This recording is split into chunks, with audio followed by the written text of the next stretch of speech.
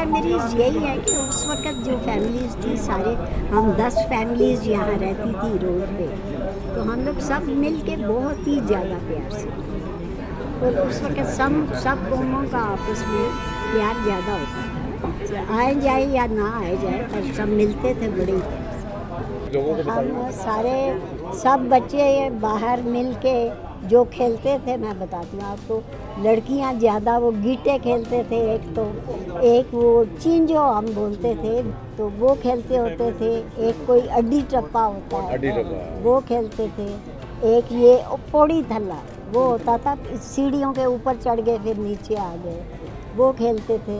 और कंचे ज़्यादा लड़के खेलते थे पर हम भी खेलते थे। आपकी तरह इस मोहल्ले से जो लोग भारत गए थे उनके साथ अब आपका ताल्लुक है? मेरा कोई 3-4 लोगों से हुआ, बाकी सबसे। अच्छा, बाद में हुआ?